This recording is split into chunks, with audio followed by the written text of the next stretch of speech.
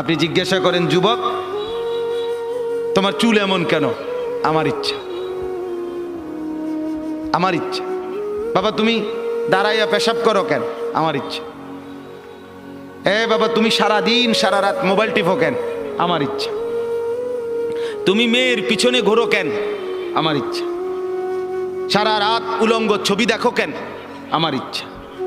তোমারে কখনো এক ওয়াক্ত মসজিদে নামাজ পড়তে দেখি না কেন? আমার ইচ্ছা, আমার ইচ্ছা। বাবা আপনি প্রত্যেক দিন ব্যবসায় ওজনে কম দেন, মিথ্যা বলতেছেন কেন?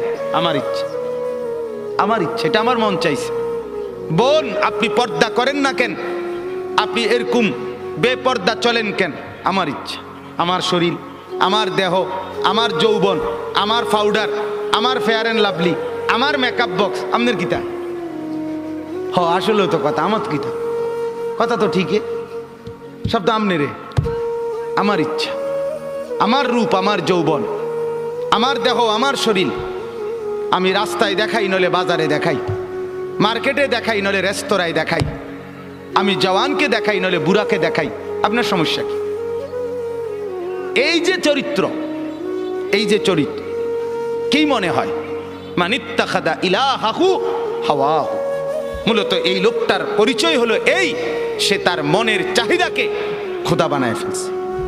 আল্লাহ তার খোদা না, তার কোনো আখেরাত নাই।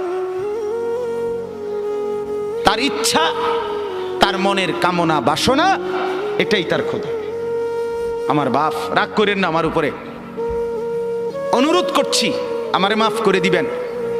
আমি শুধু বুঝানোর জন্য বলতেছি, আজকে যার বয়স 60 বছর, 50 বছর, 40 বছর, বিগত 30 বছর ধরে, 20 বছর ধরে আপনি বিড়ি খান, সিগারেট খান, এটাই আপনার শনিবার, এটাই রবিবার, এটাই সোমবার, এভাবেই জানুয়ারি, এভাবেই ফেব্রুয়ারি, এভাবেই গত বছর, এভাবেই এ বছর, এটাই আপনার জিন্দিগি। আপনি বলেন তো আপনার জিন্দিগিটা কেমন? আপনার আল্লাহ কোথায়? আপনার আখেরাত কোথায়? আপনার পরকালের ভাবনা কোথায়? আপনার কোরআনের অনুসরণ কোথায়? কখন থেকে শুরু হবে বলেন আমার? আপনারা আমারে বলেন, আপনাদের যাদের ঘরে আজকে 20 বছর ধরে, 30 বছর ধরে রঙিন টেলিভিশন চলতেছে, নর্তকী নাচে, নাটক চলে, সিনেমা চলে, হিন্দি সিনেমার সিরিয়াল চলে, হিন্দি নাটক চলে, আপনার ঘরের স্ত্রী, ছেলে, মেয়ে এটাই জীবনভর আজকে 20 বছর, 15 বছর, 30 বছর ধরে আপনার ঘরে দেখছে, এটাই জিন্দিগি। এভাবেই দিন পার হয়, এভাবেই রাত পার হয়। আপনার চেহারায় এটা যে একটা গুনাহ, এটা যে কবিরা গুনাহ, নাটক দেখা, সিনেমা দেখা, নর্তকী দেখা, নাচ দেখা, গান দেখা, উলঙ্গ ছবি দেখা, অর্ধ উলঙ্গ নাচ দেখা, এটা যে গুনাহ, এটা যে পাপ, এটা যে জাহান্নাম, এটা যে আগুন, এই অনুশোচনা না আপনার চেহারায় আছে, না কপালে আছে, না চোখে আছে, না লজ্জা আছে, না অনুভূতি আছে, না বিবেক আছে। আপনার গন্তব্য কোথায়? আপনি আমারে বলেন বাপ, আপনি কোন দিকে হাঁটছেন? আপনি যাচ্ছেন কোন দিকে? আপনার খোদা কে বলেন আপনি? আপনার আল্লাহ কোথায়? আপনার আখেরাত কোথায়? আপনার কবর কোথায়? আপনার মৃত্যু পরবর্তী ফিকির কোথায় বলেন?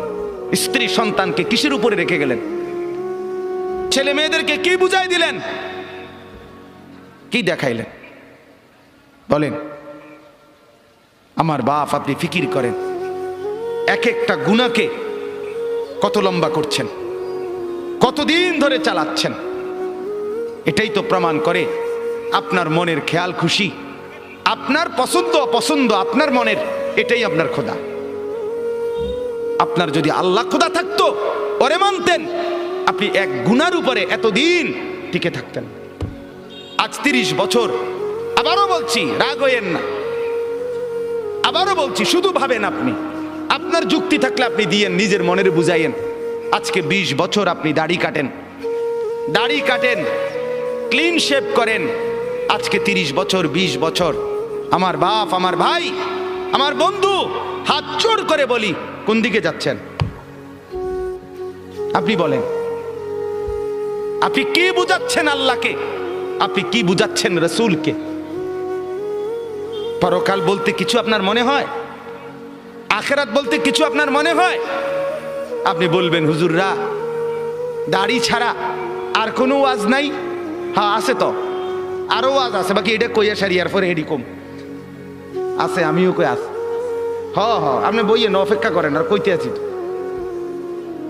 সুদ ছাড়া আর ওয়াজ নাই না? আছে, ঘুষ আছে, যে কমু রাখেন না, সুদ শেষ হোক। কথা বুঝেন নাই? হ্যাঁ, এটা ছাড়া আর নাই? আছে তো মিয়া, এটা শেষ হোক না মিয়া, এটা শেষ হলে কমু, এটা সমস্যা কি? সবই কমু, আপনি কোন? আমার বাপ, আমি আবারও বলছি, রাগ হইয়েন না। ওয়ালাকাদ খালাকনাকুম সুম্মা সাওয়ারনাকুম। আল্লাহ বলেন বান্দা আমি তোমাকে বানিয়েছি, আমি তোমাকে সাজিয়েছি, আমি সাজিয়েছি, বানাইছি আমি, সাজাইছি আমি। আরে বান্দা তুমি জানো তোমাকে বানাইতে গিয়ে প্রথম আমি রব্বুল আলামিন খাদ্যের উপাদান সারা পৃথিবীর থেকে প্রস্তুত করেছি। সেই খাদ্যের উপাদান বীর্যের ফোঁটা আকারে তোমার বাবার মধ্যে পৌঁছিয়েছি। সেই বীর্যের ফোঁটা নির্দিষ্ট একটা সময়ে তোমার মায়ের জরায়ুতে, রেহেমে আমি পৌঁছাইছি।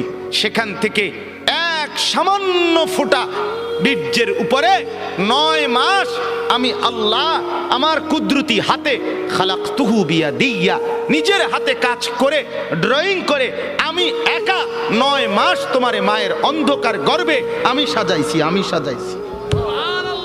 ওই বান্দা তুমি জানো না, নাক আমি লাগাইছি, চোখ আমি লাগাইছি, কান আমি লাগাইছি, ঠোঁট আমি লাগাইছি, দাঁত আমি লাগাইছি, জিহ্বা আমি দিয়েছি, হাত আমি দিয়েছি, পাও আমি দিয়েছি। বলো বান্দা আমি এখানে নাক লাগাইছি, তোমার আপত্তি আছে কিনা বলেন? আল্লাহ এখানে চোখ লাগাইছে, আপত্তি আছে কিনা বলেন? আল্লাহ এখানে কান লাগাইছে, আপত্তি আছে কিনা বলেন? আল্লাহ এখানে ঠোঁট লাগাইছে, আপত্তি আছে কিনা বলেন? আরে মুসলমান, যদি আর কোনোটার মধ্যে আপত্তি না থাকে তো এখানে আপত্তি করলেন কেন? নাক বদলান, চোখ বদলান, কান দুইটা একত্র করে ফেলেন, ঠোঁট একটা খুলে ফেলেন, দাঁত অর্ধেক ভেঙে ফেলেন, আল্লাহর ডিজাইন বদলে দেন। কি ব্যাপার বলেন? ইনসাফ করেন, ফিকির করেন, নিজের কলিজাকে প্রশ্ন করেন, সঠিক তো? ঠিক হচ্ছে তো? আল্লাহ নারাজ হচ্ছে না তো? আমার বাপ, অতএব মনে করেন আমরা নাই, মনে করেন আমরা আর কিছু বলতে পারলাম না আর কি। সবাই মিলে প্রেশার আমগো হুজুরদের উপরে, সবার প্রেশার। হুজুররা এটা বলিয়েন না, সেটা বলিয়েন না, এমনে বলিয়েন না, হেমনে বলিয়েন না, এমনে বলিয়েন না। ওই জন্য কাগজ লাগাই দিছে, বলবেন না, আরো কাগজ লাগবে আস্তে আস্তে। এটা বলা যাবে না হুজুর, এখানে অতিরিক্ত সুদখোর আছে, বলিয়েন না, এটাকে ছাপ দিয়ে রাখেন। আরেকখানে গেলে হয়তো হুজুর এনে সিটার বেশি, সিটারের দিকে ছাপ দিয়েন না, অন্যদিকে নর্মাল ওয়াজ করেন। নর্মাল কোরআন হাদিসের কথা বলেন, কোরআন হাদিসের কথা। এটা বলিয়েন না, ওইটা বলিয়েন না। কিছুই বললাম না তো কোরআন হাদিস কোনটা? কোনটা কইতাম, আপনি কইয়ে দেন। আমি একদিন একজনে বলছি, চাচা দয়া করে আমনে স্যাম্পলটা 5টা মিনিট কদুর কইয়া দেন, যে এটারে কয় কোরআন হাদিসের ওয়াজ, আপনি কদুর কইয়া দেন। সব কিছু বাধা দিয়া আপনি যদি বলেন কোরআন হাদিসের ওয়াজ করেন, তো সেটা কোনটা? এটা আমরা কোন মানে সেটা স্যাম্পল কয় না, নমুনা। তো আমি এটা থেকে এরপরে বুঝাই কমু, এইটা কইলে আর উনি নাই। নাউযুবিল্লাহ। আল্লাহ মাফ করে দেন, আল্লাহ বুঝ দান করেন, আল্লাহ দিমাগ দান করেন, ফিকির দান করেন। আমি ব্যক্তিগতভাবে কাউকে আল্লাহর দোহাই আঘাত করতে চাই না, আমি বিবেক জাগাইতে চাই। আমার শায়েখ আল্লামা মুফতি মুশতাকুর নবী সাহেব, আমার হযরত বলছেন আমাকে, মাওলানা ওয়াইজ হওয়ার দরকার নাই, বক্তা হওয়ার দরকার নাই, আখিরাতের ফেরিওয়ালা হন, উম্মতের কলিজা জাগান, উম্মতের ফিকির জাগান। আপনার বিবেক জাগাইতে চাই বাপ। আপনি আমার বাপ, আপনি আমার চাচা, আপনি আমার ভাই, আপনি আমার বন্ধু।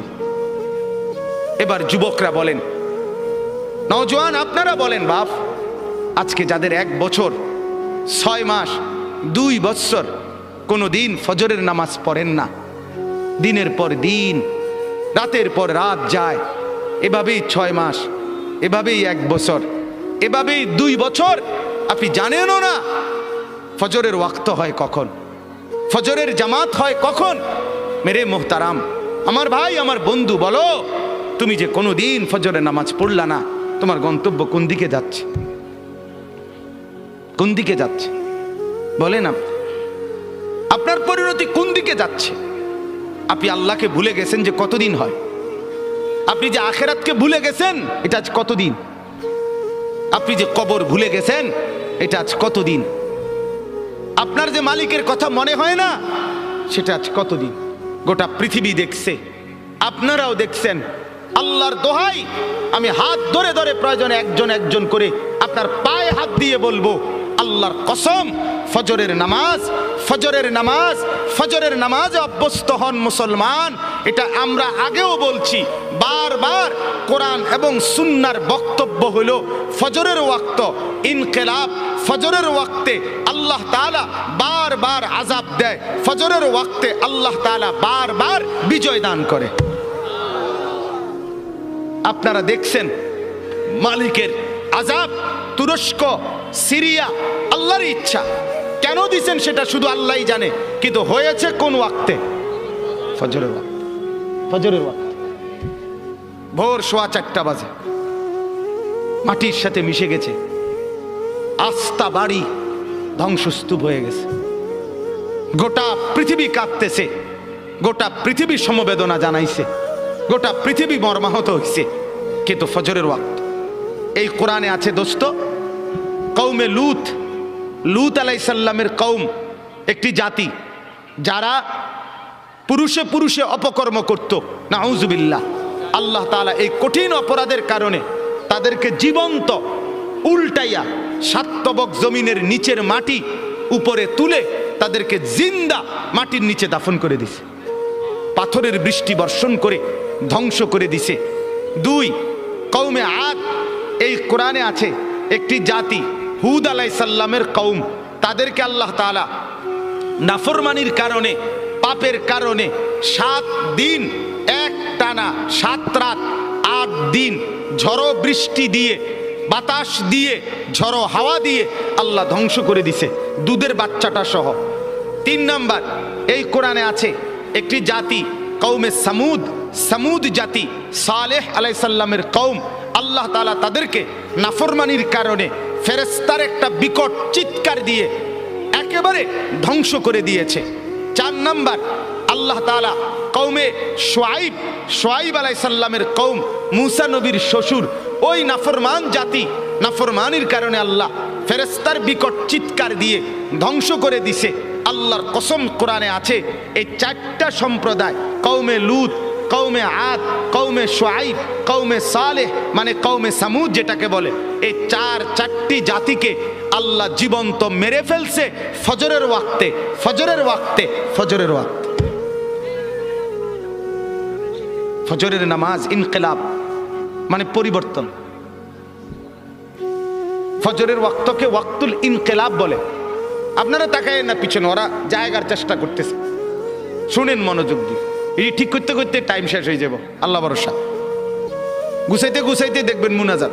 তা বলতেছি আপনার ওয়াক্তুল ইনকিলাব, পরিবর্তনের সময়।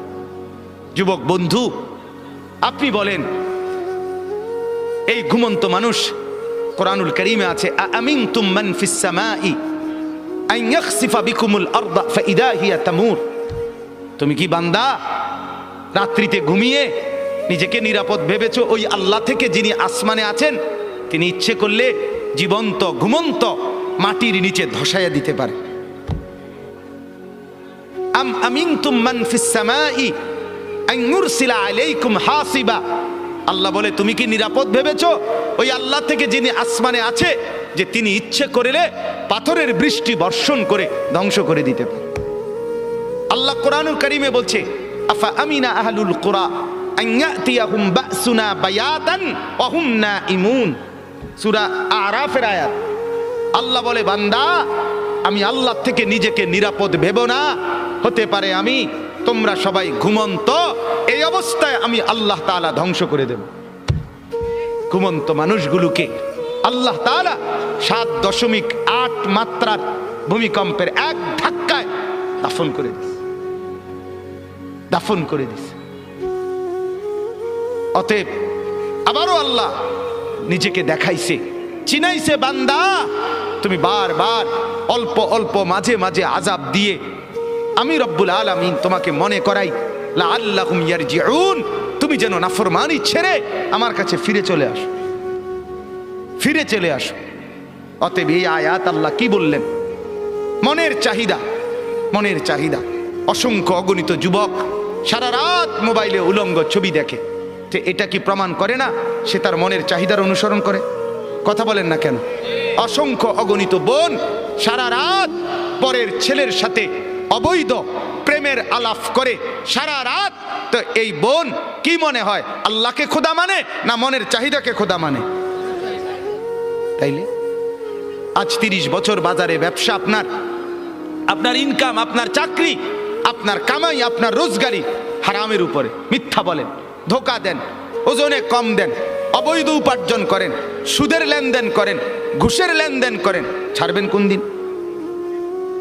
বর্জন করবেন কোন দিন? এই নাফরমানি ত্যাগ করবেন কোন দিন? আজ কতদিন গুনাহ লম্বা করলেন? এটা প্রমাণ করে আপনার খোদা আপনার মন, আপনার চাহিদা, আপনার নফস, আপনার খেয়াল, আপনার খুশি, আপনার অবৈধ কামনা বাসনা। নাউযুবিল্লাহ। এইবার আসেন পরের কথা।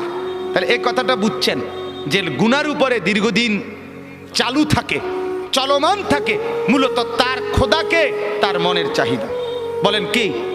খোদাকে বলেন না, মনের চাহিদা, মনের চাই। এবার আল্লাহ বলেন, বন্ধু মনে আসেনি নবীকে দেখাইছে যে দোস্ত দেখছেন তো, তার চলা ফেরা, উঠা বসা, তার চুল দেখেন, তার জামা দেখেন, তার কথাবার্তা দেখেন, ছেলেপেলেদের চুল দেখেন, ছেলেপেলেদের হাঁটা চলা দেখেন, সারা দিনে চলা ফেরা উঠা বসায় কোনো কিছুতে মনে হয় না সে মুসলমান।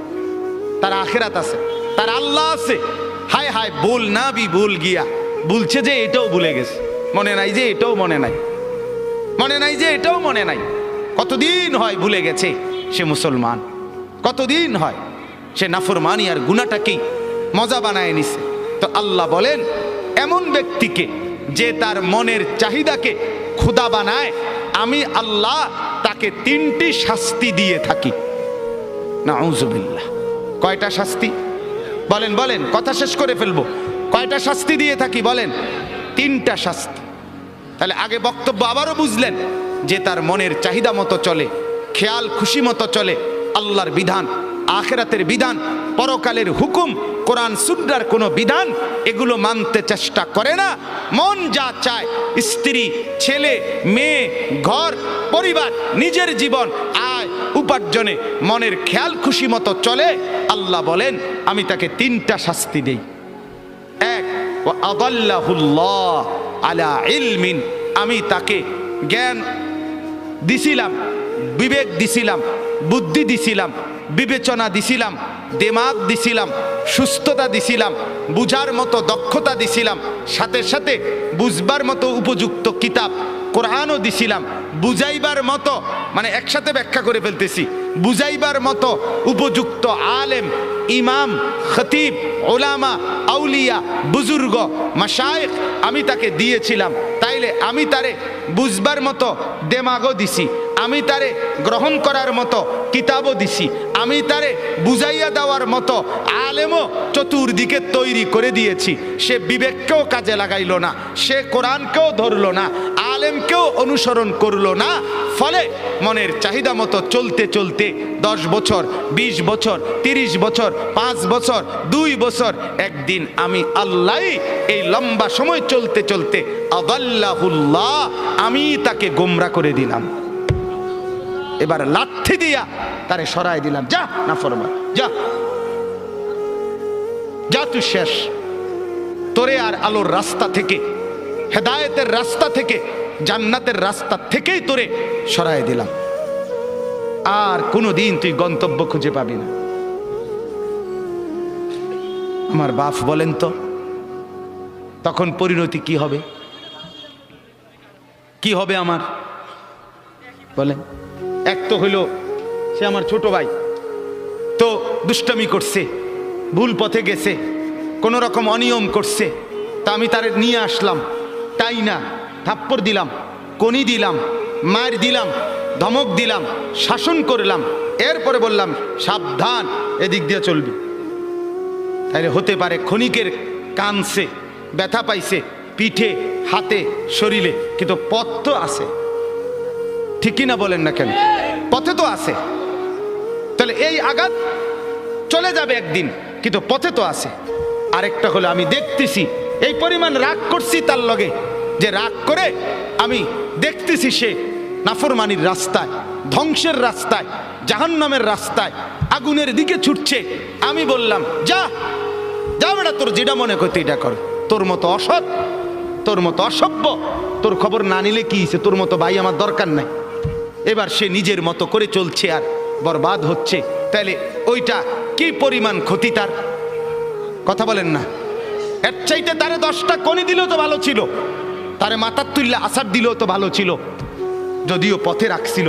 কিন্তু যদি পথ থেকে সরাই দিছে, ভুল পথে চলে গেছে, আর ডাকছে না, তখন পরিণতি কি হবে? আল্লাহ তাআলা এটা বলেন,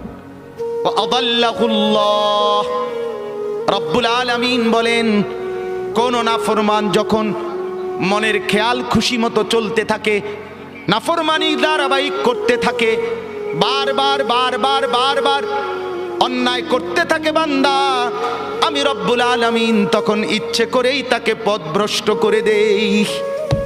নাউযুবিল্লাহ। আমার শায়েখ আল্লামা মুফতি মুশতাকুন নবী সাহেব বলে, কোরআনুল কারীমে আল্লাহর সবচেয়ে বড় ধমকটা কি? সূরা হাশরের একটা আয়াত। কোরআনে আল্লাহ বহু জায়গায় বলছে, এই তোরে কঠিন শাস্তি দেব, কঠিন মাইর দেব, কঠিন আযাব দেব, ভয়ঙ্কর আযাব দেব। এটি সব বালা কথা, কারণ এগুলোর ভয়ে ফিরে চলে আইলে তো ভালোই, কথা বুঝেন না? আর সবচেয়ে ভয়ঙ্কর কথা হইল, কোরআনে একটা আয়াত আছে সূরা হাশরে, সেটা কি? আল্লাহ বলে, ওয়ালা তাকুনু কাল্লাযীনা নাসুল্লাহ ফাআনসাহুম আনফুসাহুম।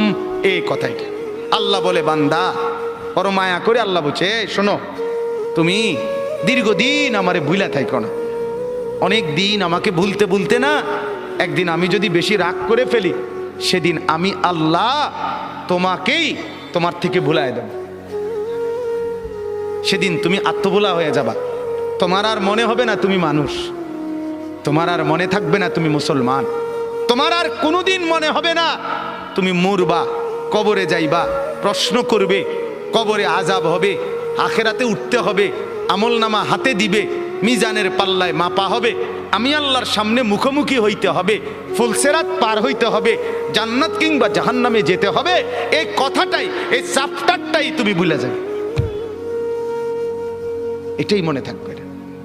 হাজারো নাফরমানের জিন্দিগি এমন, হাজারো পাপীর জিন্দিগি এমন, দিবা রাত্রির 24 ঘন্টা, সপ্তাহ যায়, বছর যায়, দিন যায়, মাস যায়, তার কোনোদিন মনেও হয় না আমার আখিরাত আছে। বোঝেন না? মসজিদের সামনে, মনে করেন কথার কথা, মসজিদের সামনে চা দোকান, আজকে 10 বছর দোকানদারি করে, তার দোকান থেকে চা খাইয়া লোক মসজিদে যায়, মসজিদ থেকে বাইরে হইয়া লোকে তার দোকানে চা খায়। এই নাফরমান 10 বছর ধরে কোনোদিন তার মনে আসে নাই যে আমিও তো একটা মুসলমান, আমারও তো মসজিদে যাওয়া দরকার। কি মনে হয়? কি মনে হয়? আল্লাহ মাফ করুক, না জানি আল্লাহ তাআলা তোমারে গুমরা করে দিল, না জানি মাওলা তোমারে পথ থেকে সরায় দিল, জান্নাতের রাস্তা থেকে হটায় দিল। নাউযুবিল্লাহ। কি পরিণতি হবে? এজন্য গুনাহ, আমি প্রতিদিন বলি এ কথাকে, অনুরোধ করি, গুনাহ লম্বা হইতে দিবেন না, নাফরমানি লম্বা হইতে দিয়েন না, সুদের লেনদেন দীর্ঘস্থায়ী বানায়েন না, ঘুষের লেনদেন দীর্ঘস্থায়ী বানায়েন না, মদ জুয়া দীর্ঘস্থায়ী বানায়েন না, উলঙ্গ ছবি দেখা, জিনা, ব্যভিচার, গান বাদ্য, বিভিন্ন ড্যাকসেট বাজানো, সারা রাত গান বাদ্য বাজানো। যুবক, রঙের ঘুড়ি উড়াইও না, যুবক, রঙের ঘুড়ি উড়াইও না।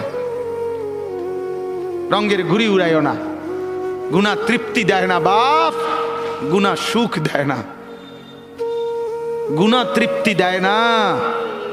যে যুবক মদখোর, যে মানুষ আসক্ত মদে, সে কোনোদিন তৃপ্ত হয় না। তার আরো মদ চাই, আরো মদ চাই, আরো মদ চাই, সে তৃপ্ত হয় না। ঠিক কিনা বলেন না? যে জুয়া খেলে, জুয়া, সে কোনোদিন তৃপ্ত হয় না। হাজারো লক্ষ জুয়ারি জুয়া খেলতে খেলতে নিজের জমি, নিজের জায়গা, নিজের টাকা, নিজের ভিটা, নিজের মাটি, নিজের বসত, অসভ্য জানোয়ার এমনও আছে নিজের বউ শুদ্ধা বেচালা, তৃপ্তি নাই। এই কয়দিন আগে এক যুবক উত্তরবঙ্গ থেকে আসছে আমার মাদ্রাসা ক্যান্টনমেন্টে। আইসা আমারে জড়ায় ধরে কানতেছে যে হুজুর, আমি অনলাইনে মোবাইলে জুয়া খেললা 2.5 লাখ টাকা বাবার ফার্নিচার ব্যবসার টাকা আমি নষ্ট করে ফেলছি, বাবা বের করে দিছে ঘর থেকে, এখন আর আমি কি করবো হুজুর, কিছুই বুঝতেছি। আমি বললাম, বাবা অনলাইনে জুয়া কি? আমি তো এটাও বুঝি না বাপ। আহা, গুনাহ সুখ দেয় না, গুনাহ তৃপ্তি দেয় না। নাফরমানি যদি সুখ দিত তো ফেরাউন আর নমরুদকেই দিত। অতএব গুনাহ তৃপ্তি দেয়। যে বোনেরা, যে মারা আজকে বেপর্দা, বাজারে বাজারে বেপর্দা ঘুরে, রাস্তায় বেপর্দা হাঁটে, তাদের কোনো তৃপ্তি নাই, না স্বামীর কাছে তৃপ্তি, না বাহিরে তৃপ্তি। কারণ যে নারী একাধিক পুরুষকে দেখিয়ে শরীর, রূপ, যৌবন নিজে অভ্যস্ত, পছন্দ, তার কোনোদিন সুখ আর মিলে না, সুখ মিলে না, গুনার মধ্যে তৃপ্তি নাই। যুবক, তোমরা যদি সারা রাত পৃথিবীর সমস্ত নারী উলঙ্গ করেও যদি তোমাকে দেখানো হয়, তারপরেও তোমার তৃপ্তি হবে না, আরো দেখতে মন চাইবে, আরো দেখতে মন চাইবে, আরো দেখতে মন চাইবে। অথচ রব্বুল আলামিন যাকে একজন স্ত্রী দিয়েছে, হালাল স্ত্রী, সে একজন স্ত্রী দ্বারাই তৃপ্ত হয়ে যায়। হালালের একজন দিয়েই তৃপ্তি মিলে, হারামের লক্ষ কোটি দিয়েও তৃপ্তি মিলে না, সুখ মিলে না। গুনাহ তৃপ্তি দেয় না, গুনাহ স্বস্তি দেয় না। অনুরোধ করছি, গুনাহ আগুন, গুনাহ আগুন, আগুন লাগলে সুখ মিলে না। মহল্লায় আগুন লাগলে, বাড়িতে আগুন লাগলে, ঘরে আগুন লাগলে, কোলের বাচ্চা, ছোট্ট বাচ্চাও স্বস্তিতে আর থাকে না, কেউ আরামে থাকে না। ঘরকে ঘর গুনার আগুন লাগায় রাখছেন, সুখ মিলবে কোথায়? সুখ মিলবে কোথায়?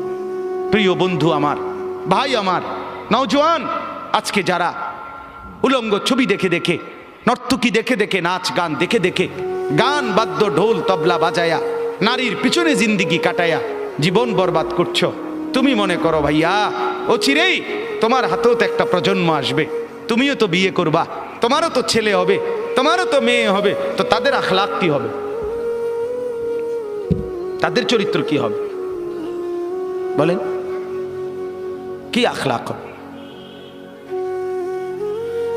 অতএব 1 নম্বর শাস্তি, ওয়া আদাল্লাহুল্লাহ, রব্বুল আলামিন বলেন, মনের খেয়াল খুশি, মনের চাহিদা মতো যে চলে, নফসের ধোকায় পড়ে যে জিন্দিগি গুনার মধ্যে কাটায়, আমি রব্বুল আলামিন 1 নম্বর শাস্তি দেই, আদাল্লাহুল্লাহ, পথভ্রষ্ট করে দেই, গোমরা করে দেই, পথ থেকে সরিয়ে দেই।